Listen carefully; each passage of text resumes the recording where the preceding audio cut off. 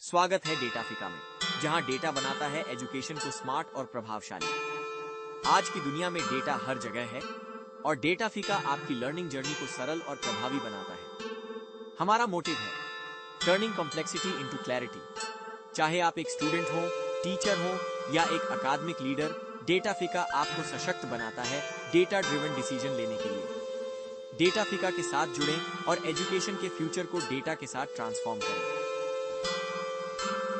आज हम एक बहुत ही इंटरेस्टिंग और शुरुआती लोगों के लिए आसान मशीन लर्निंग एल्गोरिथम के बारे में चर्चा करेंगे, जिसका नाम है के नियरेस्ट नेबर्स यानी KNN। यह एल्गोरिथम क्लासिफिकेशन और रिग्रेशन दोनों के लिए उपयोग किया जाता है और इसका कॉन्सेप्ट समझना काफी आसान है। चलिए शुरू करते हैं।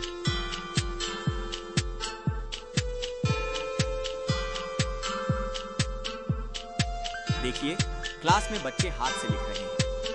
रोबोट KNN हर बच्चे की हैंडराइटिंग देखता है और सही संख्या पहचानता है। एक बच्चा 5 लिखता है। रोबोट पास के 3 अन्य बच्चों की हैंडराइटिंग से तुलना करता है और बहुमत से तय करता है कि यह 5 है।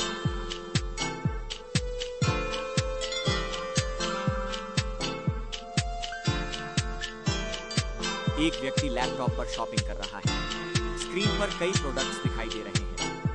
KNN एल्गोरिथम पिछले ग्राहकों के व्यवहार और उनकी पसंद के आधार पर जूते सजेस्ट करता है।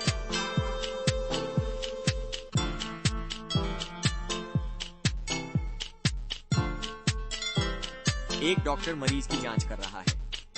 मरीज के लक्षण KNN एल्गोरिथम में डाले जाते हैं। स्क्रीन पर 3 सबसे नजदीकी बीमारी प्रोफाइल्स दिखाई देती है और एल्गोरिथम संभावित बीमारी का अनुमान लगाता है। अब समझते हैं KNN है क्या। KNN एक सुपरवाइज्ड लर्निंग एल्गोरिथम है जो क्लासिफिकेशन और रिग्रेशन टास्क्स के लिए उपयोग होता है।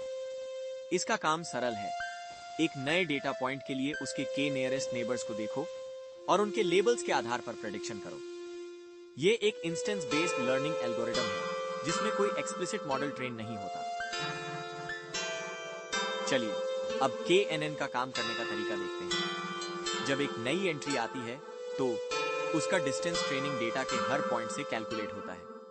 फिर K सबसे करीब नेबर्स को सिलेक्ट करते हैं।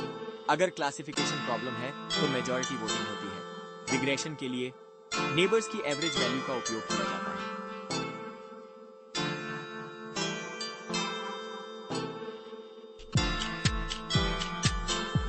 एग्जाम्पल के साथ समझते हैं। मान लो आपके पास फलों का एक डेटा सेट है जिसमें सेब और संतरे की जानकारी दी गई है। हर फल का वजन और रंग डेटा पॉइंट्स के रूप में दर्ज है। अब अगर आपके पास एक नया फल है जिसका वजन 150 ग्राम है और रंग थोड़ा नारंगी है, तो KNN यह निर्धारित करेगा कि यह फल सेब है या संतरा। K का चयन, मान लो K is 3। डिस्टेंस मापना, नया डेटा पॉइंट अन्य फलों से दूरी के आधार पर उनके नजदीक है या नहीं, इसका निर्धारण होगा, जैसे यूक्लिडियन डिस्टेंस से। वोटिंग, यदि 3 पड़ोसियों में से 2 संतरे हैं और 1 सेब, तो KNN निर्णय लेगा कि यह नया फल संतरा है। यह प्रक्रिया सरल है, लेकिन सही K और डिस्टेंस मेट्रिक का चयन करना एल्गोरिथम की सटीकता पर निर्भर करता है।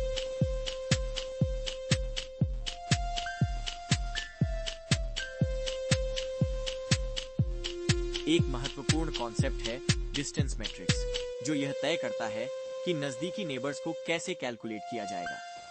आमतौर पर उपयोग किए जाने वाले मैट्रिक्स हैं यूक्लिडियन डिस्टेंस। यह डिस्टेंस 2 पॉइंट्स के बीच की सीधी रेखा की दूरी है। मैनहट्टन डिस्टेंस, यह एब्सोल्यूट डिफरेंसेस का योग है। इसे टैक्सी कैब डिस्टेंस भी कहा जाता है क्योंकि यह पॉइंट्स के बीच दूरी को ग्रिड पर चलते हुए मापता है। मिन्कोव्स्की डिस्टेंस, यह एक जनरलाइज्ड फॉर्मूला है जिसमें यूक्लिडियन और मैनहट्टन दोनों शामिल हैं। यह एक पैरामीटर PP पर निर्भर करता है। यूक्लिडियन डिस्टेंस, यह डिस्टेंस 2 पॉइंट्स के बीच की सीधी रेखा की दूरी है। मैनहट्टन डिस्टेंस, यह एब्सोल्यूट डिफरेंसेस का योग है। इसे टैक्सी कैब डिस्टेंस भी कहा जाता है क्योंकि यह पॉइंट्स के बीच दूरी को ग्रिड पर चलते हुए मापता है। मिन्कोव्स्की डिस्टेंस, यह एक जनरलाइज्ड फॉर्मूला है जिसमें यूक्लिडियन और मैनहट्टन दोनों शामिल हैं। यह एक पैरामीटर PP पर निर्भर करता है।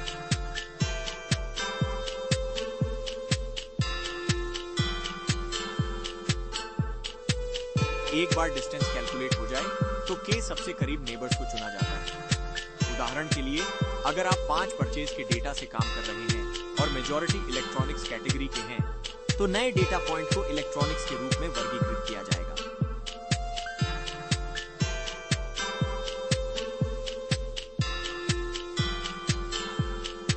सोचो, एक मेडिकल परिदृश्य जहां एक ट्यूमर को बिनाइन, नॉन कैंसरस या मैलिग्नेंट, कैंसरस के रूप में वर्गीकृत करना है। फीचर्स होंगे ट्यूमर का साइज, टेक्सचर और शेप। KNN का उपयोग करके एक नए ट्यूमर को पहले से लेबल किए गए डेटा के साथ तुलना करके वर्गीकृत किया जाता है।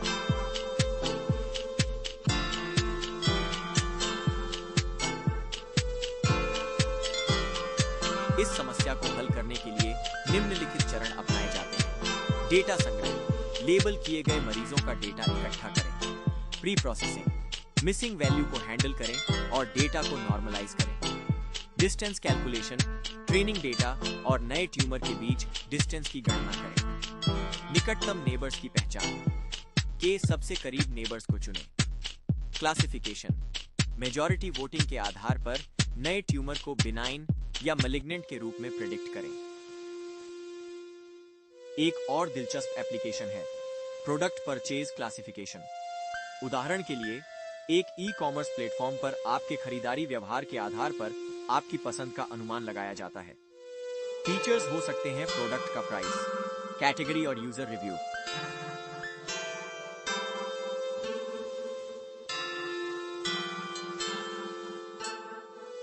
अब एक महत्वपूर्ण कदम समझते हैं, डेटा को नॉर्मलाइज या स्टैंडर्डाइज करना। अगर फीचर्स का स्केल अलग अलग होगा, तो बड़े स्केल वाले फीचर्स प्रेडिक्शन पर हावी हो सकते हैं। इसलिए डेटा को नॉर्मलाइज करना जरूरी है ताकि हर फीचर का प्रभाव समान हो। डिस्टेंस कैलकुलेट करने के लिए सही मेट्रिक का चयन जरूरी है। यूक्लिडियन डिस्टेंस, सीधी रेखा की दूरी जो स्मूथ रिलेशनशिप्स के लिए उपयुक्त है। Manhattan distance, step wise differences जो डिस्क्रीट डेटा के लिए उपयोगी है। मिन्कोव्स्की डिस्टेंस, दोनों का संयोजन। जब एक नया डेटा पॉइंट आता है, तो पहला चरण होता है ट्रेनिंग पॉइंट्स के साथ डिस्टेंस कैलकुलेट करना। उदाहरण के लिए, यूक्लिडियन डिस्टेंस के लिए फॉर्मूला है d बराबर स्क्वायर रूट सिग्मा i बराबर 1 से n तक xi माइनस yi का स्क्वायर। यहाँ xi और yi फीचर्स की वैल्यूज हैं। एक बार डिस्टेंस कैलकुलेट हो जाए, तो k सबसे करीब नेबर्स को चुना जाता है। उदाहरण के लिए, अगर आप 5 परचेज के डेटा से काम कर रहे हैं और मेजॉरिटी इलेक्ट्रॉनिक्स कैटेगरी के हैं, तो नए डेटा पॉइंट को इलेक्ट्रॉनिक्स के रूप में वर्गीकृत किया जाएगा।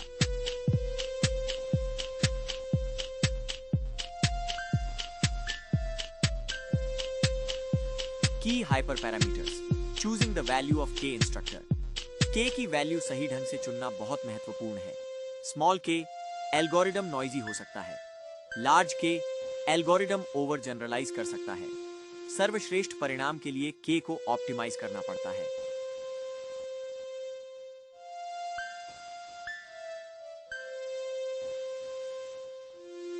अब एक क्लासिक डेटा सेट के बारे में बात करते हैं, आइरिस डेटा सेट। यह 1936 में प्रस्तुत किया गया था और इसे मशीन लर्निंग एल्गोरिदम सिखाने के लिए उपयोग किया जाता है। इसमें 150 सैंपल्स और 3 फ्लावर स्पीशीज, सिटोसा, वर्सिकुलर, वर्जिनिका हैं। आइरिस डेटा सेट का उपयोग करके हम एक फूल को वर्गीकृत करते हैं। फीचर्स होते हैं सेपल और पेटल की लंबाई और चौड़ाई, और टारगेट क्लासेस होते हैं सिटोसा, वर्सिकोलर और वर्जिनिका। डिसीजन बाउंड्री यह बताती है कि फीचर स्पेस को कैसे विभाजित किया गया है। KNN का बाउंड्री काफी फ्लेक्सिबल होता है और यह डेटा के वितरण के आधार पर बदलता है। यह बाउंड्री नए डेटा पॉइंट्स को वर्गीकृत करने में मदद करती है। एडवांटेजेस, सरल और आसानी से समझने योग्य है। नॉन पैरामेट्रिक है, डेटा के बारे में कोई विशेष मान्यता नहीं। छोटे डेटा सेट्स के लिए प्रभावी है। डिसएडवांटेजेस, बड़े डेटा सेट्स के लिए कंप्यूटेशनल रूप से महंगा है।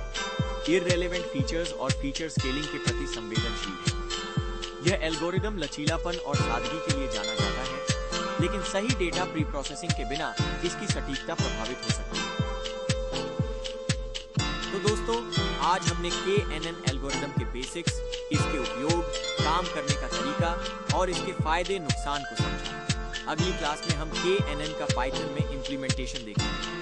तब तक के लिए धन्यवाद और हैप्पी लर्निंग।